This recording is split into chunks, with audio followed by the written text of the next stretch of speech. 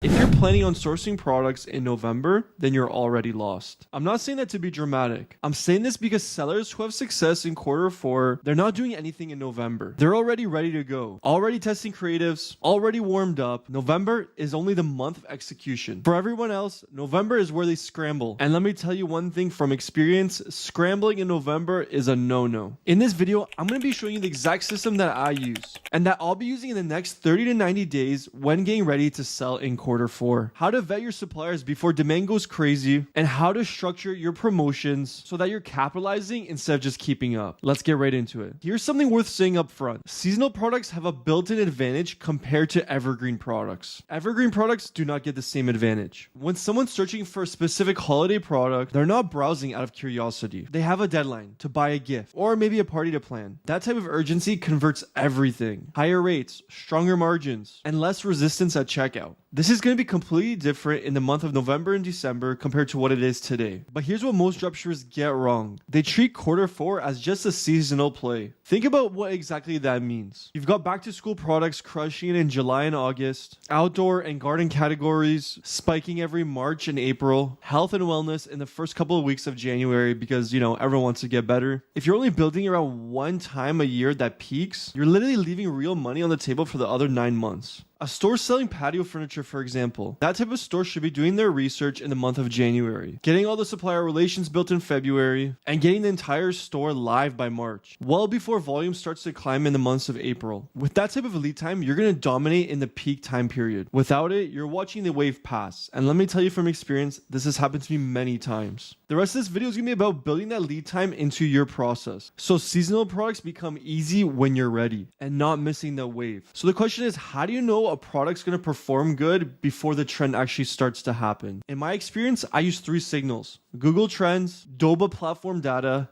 and social media platforms like TikTok or Pinterest. Each one of these tell you something different, and altogether, they're pretty solid as a warning system. First thing you want to do is start off with Google Trends. Search up any product category. It could be a Christmas product, it could be a Valentine's Day product, any of the above, and then look at the trajectory for that type of trend for the past 5 years. So let's say, for example, we can do something like Christmas. We're going to search that up, then we're going to change this to the past 5 years, and then I'm going to go here to change it to worldwide. So as you can see, there's always a certain time where Christmas products are going to start selling the best, right? November, December, that's obviously the best month. So just like that, we're able to see that. Of course, that's already common information. So as you can see, every single year, the same pattern is happening. During that time period, there's a spike. Every single time. And that's the signal you need. It shows you exactly when your product needs to be live, your listings need to be optimized, and your ad spend needs to start warming up. You're not guessing. You're reading the history that you've seen, the proven pattern that is actually happening. The second signal is Doba. I use a supplier directory here. So what you can do is go here where you can see all the dropshipping products, and then you can filter by the category you're trying to sell in. So let's just see what we have here. So let's just say, for example, we want to sell in home garden tools. So what we'll do is we'll go through here, and you can see the stock that's available for these products that are being sold. When suppliers in the seasonal category start seeing an increase in inventory movement weeks before the holiday, that shows up in their fulfillment data. It's just a secondary validation layer. If Google Trends is showing a category trending up and Doba's supplier activity is picking up in the same space, that's 2 independent signals pointing at the same direction. Way stronger sourcing basis than just one signal alone. So as you can see here, the different types of stock that's available for each and every one of these products. As you can see, American National Independence, so there's an increase in stock. Third signal, and people sleep on this one, TikTok and Pinterest. These platforms tend to showcase trendy products before you even know it, even before Google sees peak volume. When you start seeing a certain product category organically across creator content on any of these platforms, treat this as an indicator that this is a product you should sell. If you have 2 to 4 week early entry, it does not sound like a lot, but in a seasonal window, it can be everything. This is where people mess up most. They find a trend signal, get excited about a product and source it, and don't really have any real evaluation. Just momentum and vibes. Here's the problem with that. Trend data tells you everything you need to know. when the momentum is building up. It doesn't tell you if a specific product is worth building around. I've seen stores sourcing products that have low profit margins, low processing times, ride a 2-week wave, then spend the next 2 months dwelling with customer complaints and refunds. The trend was real, but the product selection was just not disciplined enough. And that's why you may have not been able to capitalize clearly. So that's why I have a 5 criteria scoring system. So I always use this before I commit to any seasonal products. So here are the 5 that you need to go through. The first one is margin potential. What's the realistic spread? Seasonal urgency can actually increase shipping times or even product costs. So I would weigh this at around 30%. It's important to have a good relationship with your supplier so you get the best product and shipping costs possible. The next one is supplier reliability. This matters more than peak windows in this time of the year. A supplier at 97% fulfillment in the month of April can drastically change in the months of November and December. Volume during these time periods will literally triple, if not more. That drop will turn to customers being upset, wondering where the product is, and asking for refunds. The weight of this is about 25%, so you gotta make sure that you're always on top of all this. The third one is lead time. How fast does it actually ship to the customer? In a slow window, fulfillment is important. And if a supplier isn't efficient, it can cost you. The weight of this would be around 20%. Next one is competition density. How saturated is this product right now? A trending product with 500 to 1,000 sellers running the same product, it's not going to do good. You want to look for products that have less sellers in the space. I would say the weight of this is about 15%. And the last one is return risk. Some seasonal products like clothing, maybe the sizing is wrong, they're going to have an increase in returns. So you want to have systems in place to combat with this. I would say the weight of this is about 10%. Score each product from 1 to 5 in all of those categories that I just went over. Apply the weights and rank what you get. It'll only take you 10 minutes per product. And what you will get from this is a short list of products you can sell based on real data, not just excitement. And when you're doing supplier vetting inside of Doba, look at 3 numbers specifically on any supplier's profile before you commit to working with them in a high volume setting. Because what's important is the fulfillment rate, the average processing time, and what's the refund rate. So here's some premium suppliers. So it shows here, you can see our best suppliers who offer superior products, outstanding service, and competitive prices. So as you can see, there's different types of suppliers here. So whether it's whatever niche you want to sell in, you can simply go to a supplier and see the products that they're providing. So for example, this one is like the pet niche. So you can see the different types of products they're selling. If we click it, we can actually go ahead and see this number 41 hot picks featured on TikTok. You can see the price point and all that kind of information. Suppliers with tight numbers get priority during peak. Suppliers with wider variance get a backup role. Doba gives all of this data to you up front, which is important, especially before an order comes in. So you want to use it. Most sellers think about what to sell. Fewer think about what to do in each step of the sequence. Those are genuinely different skills. And honestly, the second one matters more. The principle is simple. Work backwards from your target date. Let's use Black Friday for example. If Black Friday, Cyber Monday is your goal, product research should be wrapped up in early September. Listings should be live well before October. Ad creatives should be already being tested at low budgets in October. This is important so when you're scaling in November, you're not spending tons of money with extremely high CPM. So if you're going to wait until October to figure everything out, you're honestly going to be late. Your competition most likely has already been running traffic for weeks, and they're going to have the advantage over you. Map out your first full year first. Black Friday, Cyber Monday, the December stretch, Valentine's Day, Mother's Day, back to school. Then look at the gaps in between. Those mid-year windows are often where competition becomes to thin out and profit margins open up. For each one of these windows, I think about it in these 3 phases. The first one is a pre-event warm-up. This is where you build out your email sequences, your SMS, and all that kind of stuff. Most sellers will skip this and pay the price. High CPMs when they're running ads. You don't want to be spending all your money on ads at high CPMs because this is going to decrease your profit margins. What you want to do instead is run ads before something like Black Friday or Cyber Monday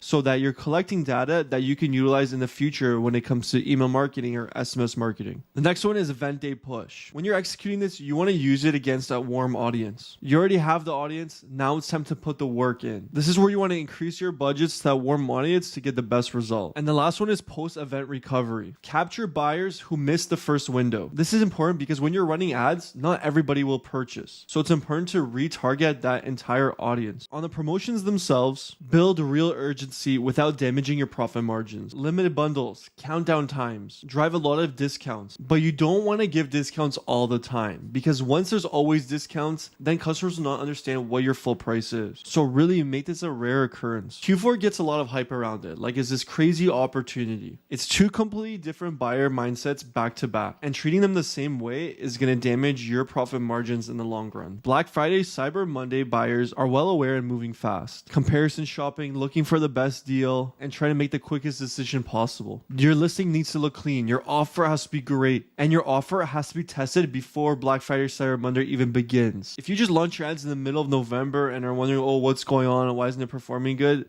It's exactly why, because you didn't warm up your creatives before you launched. December is a completely different situation. The urgency shifts from pricing to delivery. Shipping cutoff dates becomes the most important part of your entire business. More reviews, more customer complaints, customers requesting refunds. This time period is a nightmare. A buyer in the middle of December is not looking for a deal. They're wondering when their product's going to show up. Clearly communicating when a product will arrive before Christmas is crucial, as this is the most important part when it comes to having conversions or not. Gift specific copy matters as well. The customer buying in December is usually buying for someone else. That changes everything when they want to feel confident if they should buy or not, because at the end of the day, most people want the product delivered before Christmas. Speak to the gift giver, not just showcase the product features. When it comes to actual Q4 product selection, Doba's data on what moved last season is worth going through before you finalize your list. There's real sell-through data from the platform, not just trendy speculation. Use it when you're finding the perfect product within your shortlist, especially before you commit to actually selling your product and running ads. So as you can see here, we can see the top ranking products, top sellers, most popular,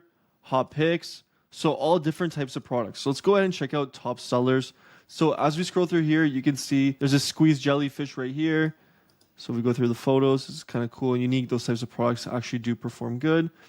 Now we'll scroll through here, see some other types of products that could be potential sellers, and you can simply just go through here and look at how much is in stock. If there's a good amount of stock, that means that people are buying this, so they're increasing the stock.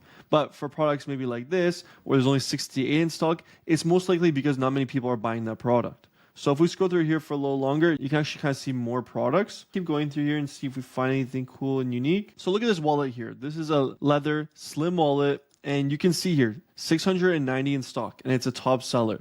So clearly people are buying this product. They have different variations. So right now it says 92 in stock.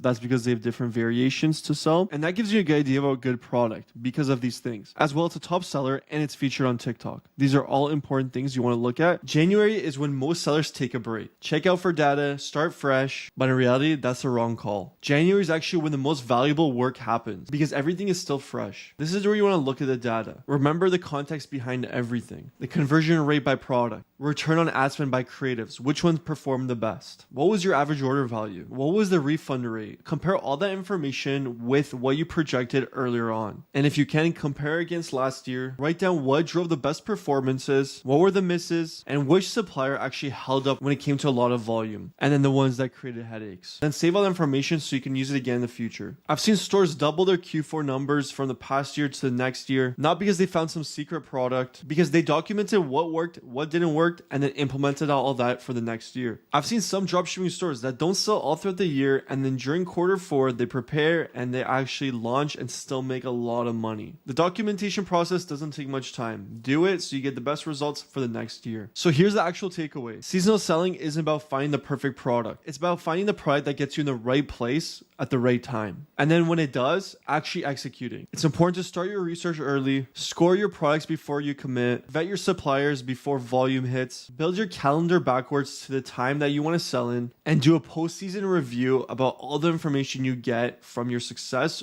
or your mistakes. If you have all those things done consistently, there's no reason why you shouldn't see success. You'll be ahead of most sellers in this space. And it's not because of luck. It's because you actually looked at data and understood what works and what doesn't work. So if you want to use Doba, there's going to be a link in the description to sign up with Doba today. So go ahead, check Doba out. I hope you did enjoy this video, and I'll see you in the next one. Peace.